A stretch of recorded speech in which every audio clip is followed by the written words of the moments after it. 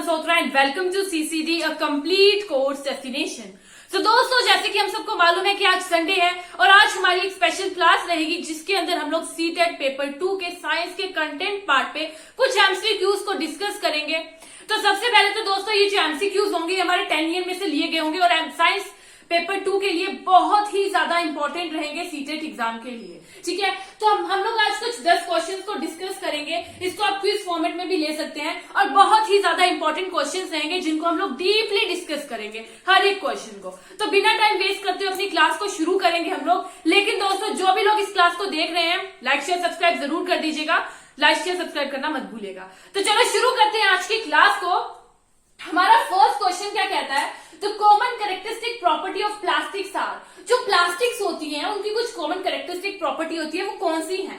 ठीक है, तो नीचे हमें कुछ ऑप्शंस दे रखे हैं। हमारा फर्स्ट ऑप्शन क्या है? Durable, good conductor of electricity and non reactive. ठीक है, सेकेंड ऑप्शन कहता है good conductor of heat, light in weight, good conductor of electricity.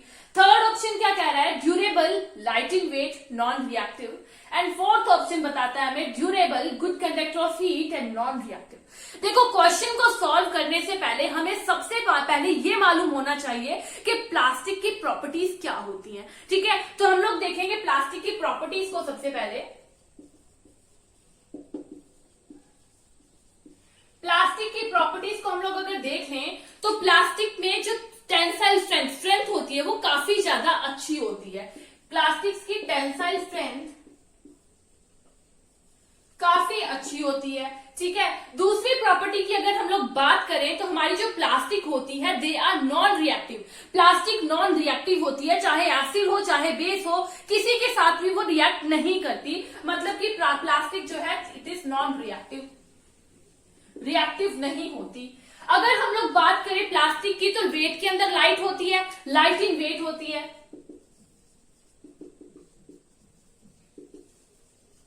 And साथ ही साथ ड्यूरेबल होती है, काफी लॉन्ग टाइम तक उसकी जो भी उसकी क्वालिटी होती है उस पर बिल्कुल भी असर नहीं पड़ता क्योंकि ये ड्यूरेबल होती है, काफी लंबे समय तक चलती है। अगर बात करें हम लोग इसकी लास्ट प्रॉपर्टी की तो ये जो है गुड इंसुलेटर होती है। प्लास्टिक इज गुड इंसुलेटर, मतलब कि जो प्लास्टिक्स होती है वो इलेक्ट्रिसिटी या फिर हीट को कंडक्ट नहीं कर पाती। तो ये कुछ प्रॉपर्टीज होती है हमारी प्लास्टिक की। अब हम लोग इसके ऑप्शंस के पास चलेंगे। ऑप्शंस के अंदर देखेंगे कौन सा ऑप्शन जो है इन सभी प्रॉपर्टीज को सेटिस्फाई कर रहा है। अगर हम लोग फर्स्ट ऑप्शन ए के पास जाएं तो दैट इज ड्यूरेबल, ये तो ठीक है, ड्यूरेबल तो ठीक है। Second is good conductor of electricity. यहां पर आकर ये ऑप्शन जो है गलत हो जाता है बिकॉज जो हमारी प्लास्टिक होती है ये गुड इंसुलेटर होती है और इलेक्ट्रिसिटी और हीट इसमें से जो है पास नहीं कर पाते। तो हमारा फर्स्ट ऑप्शन हो जाएगा गलत। सेकेंड ऑप्शन क्या है? Good conductor of heat. First पे ये गलत हो जाता है बिकॉज जो हमारी प्लास्टिक है इट इज गुड इंसुलेटर, जो हीट और इलेक्ट्रिसिटी है इसमें से पास नहीं होती। थर्ड ऑप्शन की तरफ चले तो ड्यूरेबल है, लाइट इन वेट है। ड्यूरेबल है, लंबे समय तक चलती है, इसकी क्वालिटी पे इफेक्ट आए बिना। लाइट इन वेट, वेट में काफी ज्यादा लाइट है, बिल्कुल सही है। नॉन रिएक्टिव, नॉन रिएक्टिव है, ये बात हम लोगों ने की थी यहाँ पे दैट नॉन रिएक्टिव होती है, गुड इंसुलेटर होती है, नॉन रिएक्टिव होती है, ड्यूरेबल होती है। सभी प्रॉपर्टीज जो है सेटिस्फाई कर रही है प्लास्टिक की प्रॉपर्टीज के साथ। अगर हम लोग इसका लास्ट ऑप्शन देखें तो ड्यूरेबल है, ये बात तो सही है। गुड कंडक्टर ऑफ हीट, यहां पर आकर ये खत्म हो जाता है, ऑप्शन गलत हो जाता है।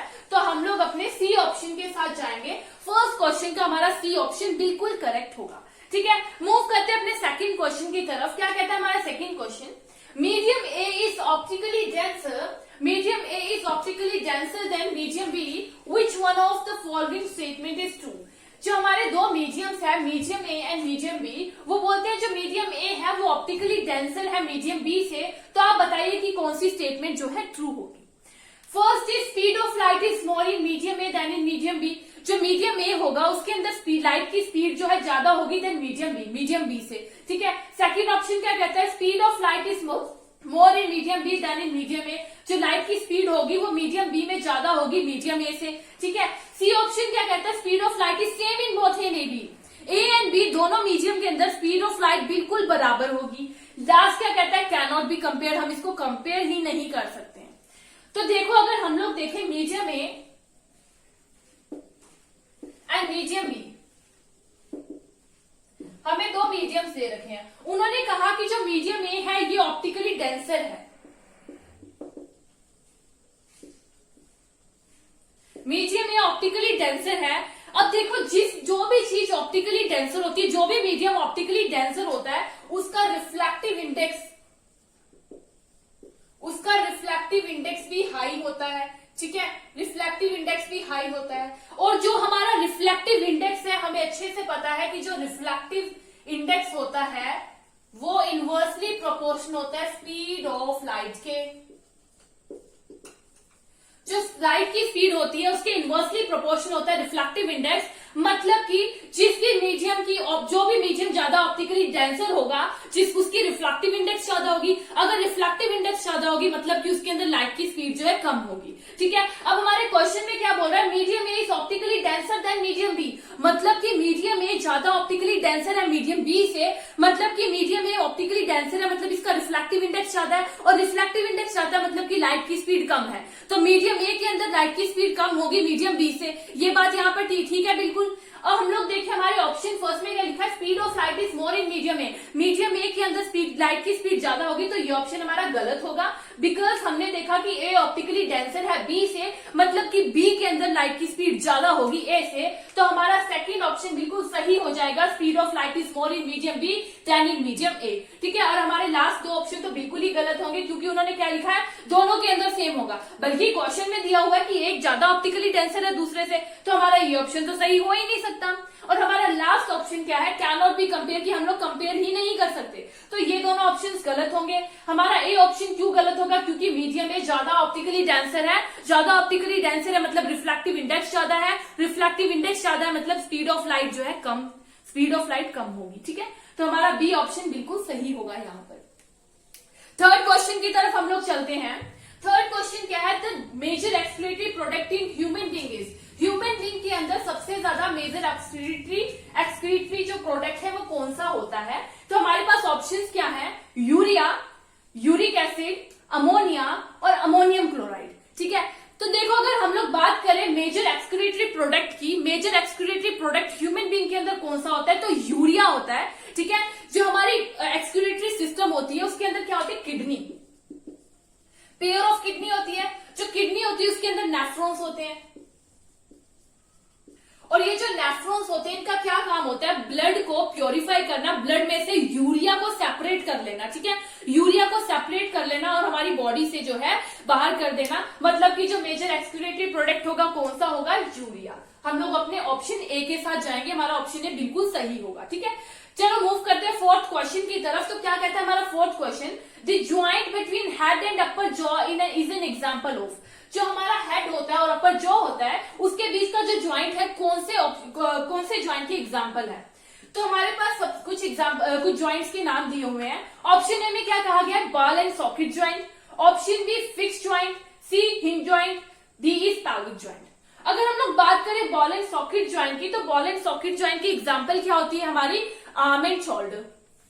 ठीक है, बॉल एंड सॉकेट ज्वाइंट की एग्जांपल होती है आर्म एंड शोल्डर। अगर बात करें हम लोग हिंज ज्वाइंट की, तो हिंज ज्वाइंट की एग्जांपल क्या होती है, नीज।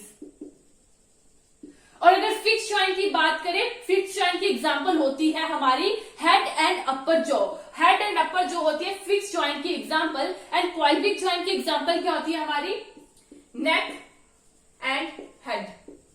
ठीक है, तो मतलब यहां पर हम लोग अपने बी ऑप्शन के साथ जाएंगे, फिक्स ज्वाइंट, जो कि हमारी हेड एंड अपर जॉ की एग्जांपल है। ठीक है, आगे देख लेते हैं फिफ्थ क्वेश्चन को। All the following are single cell except. इन सभी ऑप्शन में जितने भी ऑप्शंस दिए हुए हैं एक को छोड़कर और सभी सिंगल सेल है। ठीक है, एक को छोड़कर सभी सिंगल सेल है। बताइए कौन सा जो है सिंगल सेल नहीं है।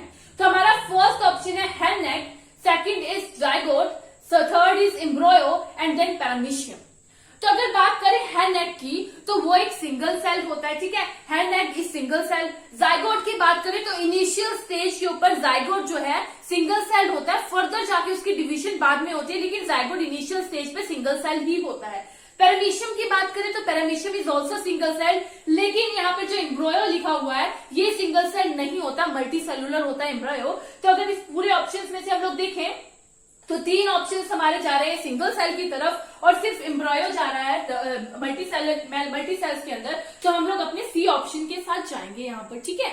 मूव करते हैं अपने 6th क्वेश्चन की तरफ। क्या कहता है हमारा 6th क्वेश्चन, देख लेते हैं एक बार। Which of the following is not a conductor of electricity, इनमें से कौन सा जो है कंडक्टर नहीं है इलेक्ट्रिसिटी का। एग्जाम्पल्स हम लोगों को ऑप्शंस दिए हुए हैं, vinegar, salt water, lime juice और डिस्टिल्ड वाटर। तो देखो हम लोग को पता है इलेक्ट्रिसिटी कहां पर कंडक्ट होती है, जहां पर आयंस रिलीज हो, जहां पर आयंस प्रेजेंट हो, ठीक है। आयंस ही इलेक्ट्रिसिटी को कंडक्ट करने का काम करते हैं। लेकिन हमें पता है कि जो डिस्टिल्ड वाटर होता है वो आयन फ्री होता है। डिस्टिल्ड वाटर क्या होता है, आयन फ्री। और जब आयंस ही नहीं होंगे तो इलेक्ट्रिसिटी कंडक्ट कौन करेगा, इलेक्ट्रिसिटी कंडक्ट करने का काम ही आयंस करते हैं। तो मतलब कि यहाँ पर डिस्टिल्ड वाटर हो जाएगा बिल्कुल सही एग्जांपल, सही ऑप्शन, बिकॉज हमें क्वेश्चन के अंदर नॉट पूछा गया है कि कौन जो है इलेक्ट्रिसिटी को कंडक्ट नहीं कर पाते। हमारे विनेगर के अंदर भी आयंस होते हैं, सॉल्ट वाटर के अंदर भी, लाइम जूस के अंदर भी, लेकिन जो हमारा डिस्टिल्ड वाटर होता है वो आयन फ्री होता है, जिसके अंदर से इलेक्ट्रिसिटी पास नहीं कर पाती, ठीक है। तो ये तो हो गया हमारा 6th क्वेश्चन। आगे मूव करते हैं अपने नेक्स्ट क्वेश्चन की तरफ, 7th question. A bus covers the first 10 kilometre of its journey. एक बस जो है अपनी जर्नी, उसने जितनी भी जर्नी की है उसके फर्स्ट 10 किलोमीटर्स जो है, फर्स्ट 10 किलोमीटर्स वो कितने टाइम के अंदर, कितनी स्पीड से कवर कर रही है। Average speed 40 kilometre per hour, 40 kilometre per hour की स्पीड से जो है तय कर रही है। और अगर बात करें जो रिमेनिंग 45 किलोमीटर थे, रिमेनिंग 45 किलोमीटर थे वो कवर कर रही है average speed of 60 kilometre per hour, 60 kilometre per hour की स्पीड से वो कवर कर रही है। अब हमें क्या फाइंड करना है, the average speed of the bus for its total journey. पूरी टोटल जर्नी की एवरेज स्पीड हम लोगों को फाइंड करनी है, ठीक है। तो अगर हम लोग एवरेज स्पीड फाइंड करना चाहें तो हम लोग कौन सा फॉर्मूला लगाएंगे, हम लोग फॉर्मूला लगाएंगे average speed is equal to total distance over total time. यही फॉर्मूला यूज करेंगे हम लोग एवरेज स्पीड के लिए, total distance over total time, ठीक है। अगर टोटल डिस्टेंस की बात करें तो वो तो हम लोगों को पता है कि टोटल डिस्टेंस कितना है, 10 किलोमीटर एंड 45 किलोमीटर है। टोटल डिस्टेंस जो पूरी जर्नी का था 10 किलोमीटर एंड 45 किलोमीटर है, लेकिन हमें टोटल टाइम नहीं मालूम। टोटल टाइम हम लोगों को निकालना पड़ेगा। तो टोटल टाइम निकालने के लिए हम लोग कौन सा फॉर्मूला यूज करेंगे, speed is equal to distance over time. Speed is equal to distance over time का फॉर्मूला यूज करेंगे और इस फॉर्मूले को हम लोग यूज करेंगे 2 टाइम्स इस क्वेश्चन के अंदर, बिकॉज जो जर्नी है वो 2 हाफ के अंदर चल रही है। पहला हाफ क्या है, 10 किलोमीटर का, जिसको कवर किया गया है 40 किलोमीटर पर आवर के हिसाब से। तो अगर इसको हम लोग इसका टाइम निकालें तो टाइम का फॉर्मूला क्या हो जाएगा, डिस्टेंस ओवर स्पीड। टाइम का फॉर्मूला हो जाएगा distance over speed, because speed का फॉर्मूला था डिस्टेंस ओवर टाइम। टाइम ऊपर चले जाएगा, स्पीड नीचे आ जाएगा, तो टाइम का फॉर्मूला आ जाएगा डिस्टेंस ओवर स्पीड। डिस्टेंस कितना था हमारा 10 किलोमीटर, डिस्टेंस था हमारा 10 किलोमीटर और स्पीड कितनी थी 40 किलोमीटर पर आवर, स्पीड थी 40 किलोमीटर पर आवर। अगर हम लोग देखें तो हमारी टाइम कितना आ गया 1/4, ठीक है, ये टाइम आ गया। अगर हम लोग सेकंड हाफ के अंदर देखें तो सेकंड हाफ के अंदर टी का फॉर्मूला क्या हो जाएगा, D over S, distance over S, ठीक है। तो अगर हम लोग डिस्टेंस देखें तो कितना था 45 किलोमीटर, 45 किलोमीटर हमारा डिस्टेंस है और कितने टाइम, कितनी स्पीड से है, 60 किलोमीटर पर आवर से है, 60 किलोमीटर पर आवर के हिसाब से है, ठीक है। तो अगर हम लोग देखें तो यहां पर ये कट जाएगा और हमारे पास आंसर क्या आ जाएगा 3/4, 3/4 कटिंग के बाद आंसर आ जाएगा, मतलब कि ये किसके अंदर आएगा, आर के अंदर। टाइम कितना आया 1/1, जो हाफ था उसके लिए 1/4 आवर एंड सेकंड हाफ के लिए 3/4 आवर। अगर पूरे टाइम को हम लोग मिला दें, टोटल टाइम निकाल दे, तो टोटल टाइम क्या हो जाएगा हमारा, टोटल टाइम में हम इन दोनों को प्लस कर देंगे, 1/4 आवर ओवर प्लस 3/4 आवर, ठीक है। इन दोनों को जब हम प्लस करते हैं तो डिनोमिनेटर सेम है, दोनों प्लस हो जाएंगे, देन 4/4 मतलब कि 1 आवर आ जाएगा। हमारा आंसर कितना आ गया 1 आवर, ठीक है। टोटल टाइम हमारे पास आ गया 1 आवर। पता चल गया कौन सा फॉर्मूला यूज किया हम लोगों ने, किस तरह से किया। 1 आवर जब आ गया तो एवरेज स्पीड हम लोग निकाल सकते हैं। टोटल डिस्टेंस कितना है 10 किलोमीटर है एक बार, और एक बार टोटल एक बार डिस्टेंस कितना है हमारा 45 किलोमीटर, और टाइम कितना है हमारा 1 आवर। अगर हम इसको प्लस करेंगे तो कितना आएगा 55 किलोमीटर पर आवर हमारा आंसर आ जाएगा यहाँ पर। और हमारे ऑप्शंस क्या है, 52.5 किलोमीटर पर आवर जो कि गलत है, 50 किलोमीटर पर आवर वो भी गलत है, 57.5 किलोमीटर आवर वो भी गलत है, और हमारा सही ऑप्शन होगा D, that is 55 kilometre per hour. समझ आ गया ये क्वेश्चन किस तरह से हम लोग सॉल्व करेंगे। एवरेज हम लोगों को निकालनी थी, average speed of the bus, पूरी एवरेज स्पीड निकालनी थी, जिसके लिए हम लोगों ने फॉर्मूला यूज किया total distance over total time, और हम लोगों को टाइम नहीं मालूम था, इसलिए हम लोगों ने दोनों हाफ का टाइम निकाल के उसको सम कर लिया। ठीक है, ये हो गया हमारा 7th क्वेश्चन कंप्लीट। अब मूव करते हैं हम लोग अपने 8th क्वेश्चन की तरफ, देख लेते हैं क्या कहता है हमारा 8th question. Which fuel has the highest calorific value from among the following? इनमें से ऐसा कौन सा फ्यूल है जिसकी कैलोरिफिक वैल्यू जो है हाईएस्ट होगी?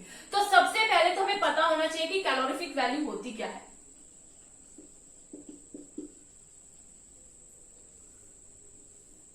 कैलोरीफिक वैल्यू जो है किसी भी फ्यूल की जो है इफिशियंसी को बताती है। अगर मान लो हम लोग 1 यूनिट मास फ्यूल को बर्न कर रहे हैं, जला रहे हैं, 1 यूनिट मास फ्यूल को जला रहे हैं, तो वो कितनी हीट को लिबरेट करता है, वो बताती है कैलोरीफिक वैल्यू। ठीक है, तो क्या होती है कैलोरीफिक वैल्यू? किसी भी फ्यूल की इफिशियंसी को बताता है। अगर हम इसकी एसआई यूनिट की बात करें तो कैलोरीफिक वैल्यू की एसआई यूनिट क्या होती है? किलो जूल पर केजी। किलो जूल पर केजी होती है ऐसा यूनिट कैलोरीफिक वैल्यू की। पर हमें क्वेश्चन में पूछा गया है इनमें से ऐसा कौन सा फ्यूल है जिसकी कैलोरीफिक वैल्यू सबसे ज्यादा हाई है, और ऑप्शन हमारे पास क्या है? कोल, डीजल, पेट्रोल और हाइड्रोजन। इन सब में से किसकी कैलोरीफिक वैल्यू सबसे ज्यादा होती है? तो हमारे हाइड्रोजन की कैलोरीफिक वैल्यू इन तीनों के कंपैरिजन में सबसे ज्यादा होगी। ठीक है, तो पता चल गया कैलोरीफिक वैल्यू क्या है। कैलोरीफिक वैल्यू की ऐसा यूनिट भी बहुत ही ज्यादा इंपॉर्टेंट है, ये क्वेश्चन भी जरूर आता है कि कैलोरीफिक वैल्यू की ऐसा यूनिट बताइए, तो किलो जूल पर केजी होगी इसकी ऐसा यूनिट। ठीक है, और कैलोरीफिक वैल्यू क्या होती है? किसी भी फ्यूल की एफिशिएंसी को बताती है। अगर हम लोग 1 यूनिट मास किसी फ्यूल को बर्न कर रहे हैं तो वो कितनी हीट को लिबरेट कर रहा है, वो बताती है उसकी कैलोरीफिक वैल्यू। ठीक है, मूव करते हैं हम लोग अपने 9th क्वेश्चन की तरफ। क्या कहता है हमारा 9th question? Which hormone in our body helps us to adjust the stress when we are anger, embarrassed or worried? हमारी बॉडी के अंदर ऐसा कौन सा हार्मोन होता है जो कि हमारी स्ट्रेस लेवल को बिल्कुल मेंटेन रखता है, स्ट्रेस लेवल को कंट्रोल करता है जब हम लोग गुस्से में होते हैं, शर्मिंदगी में होते हैं, या फिर बहुत ज्यादा परेशान होते हैं? तो ऐसा कौन सा हार्मोन होता है हमारी बॉडी में जो हमारी स्ट्रेस को कंट्रोल करता है? तो ऑप्शन हम लोगों को दिए हुए थायरोक्सिन, एड्रेनलिन, इंसुलिन और एस्ट्रोजन। अगर बात करें हम लोग थायरोक्सिन हार्मोन की, तो इसे कौन सेक्रेट करता है? थायरोक्सिन को सेक्रेट करता है thyroid gland.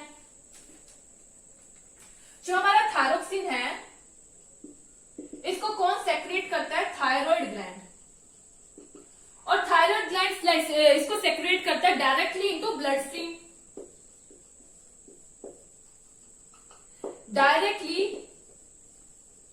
Into blood stream. और इसके कुछ रोल्स होते हैं जो ब्लड स्ट्रीम के अंदर थायरोक्सिन के कौन से रोल होते हैं। एक तो डाइजेशन के अंदर अपना रोल प्ले करता है, एक रोल डाइजेशन के अंदर प्ले करता है, एक in the maintenance of bones,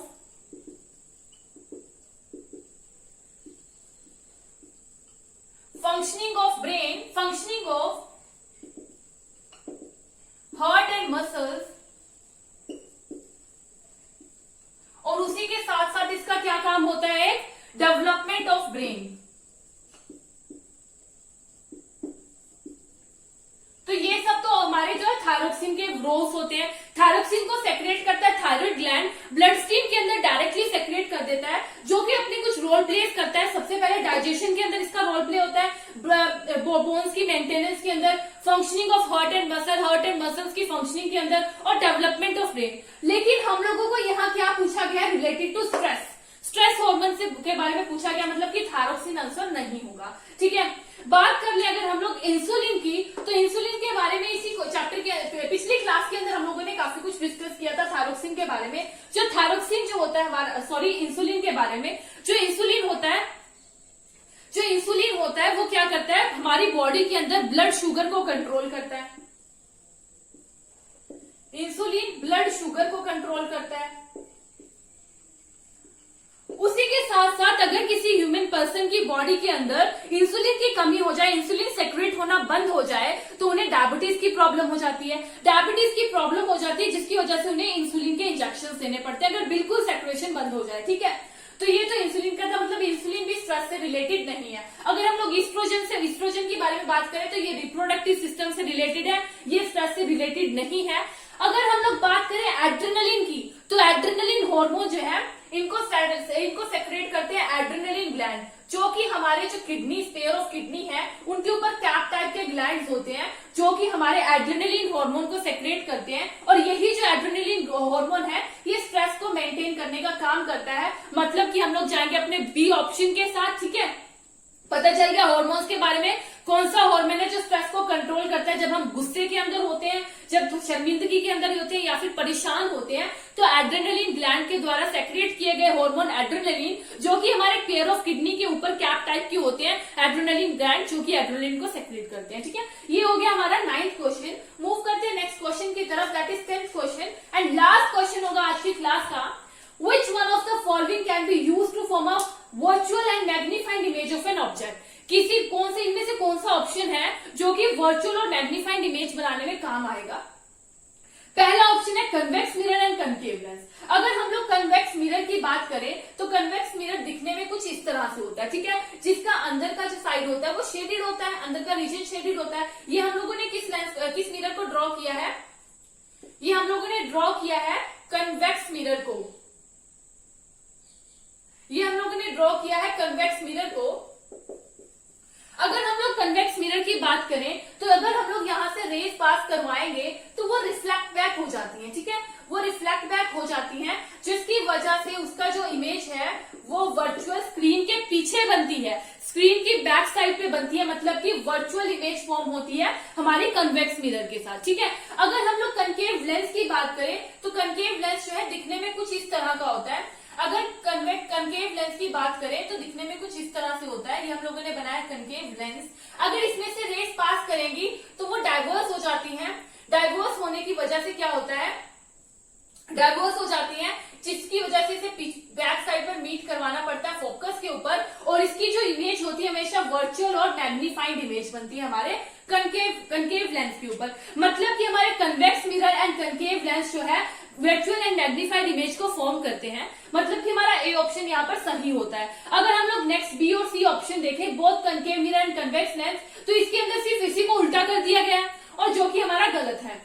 concave lens only, convex lens only, तो ये बात गलत है। हमारे कन्वेक्स मिरर और जो कनकेव लेंस है वो फॉर्मेशन करते हैं किसकी? वर्चुअल एंड मैग्नीफाइड इमेज की, ठीक है।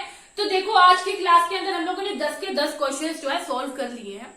मुझे लगता है ये 10 के 10 क्वेश्चंस आपको समझ आए होंगे, और कहीं भी अगर प्रॉब्लम हो तो आप पूछ भी सकते हैं कमेंट करके, आपकी प्रॉब्लम हमेशा सॉल्व होगी, ठीक है। बाकी आज की क्लास हम लोग यही खत्म करते हैं। अगली क्लास में हम लोग वापस से 10-15 क्वेश्चंस को डिस्कस करेंगे, जो कि हमारे प्रीवियस ईयर में आए हुए क्वेश्चंस होंगे, और काफी ज्यादा इंपॉर्टेंट क्वेश्चन रहेंगे सीटेट पेपर 2 के लिए, साइंस कंटेंट पार्ट के लिए। बाकी आज की क्लास हम लोग यहीं पे खत्म करते हैं। Thank you friends.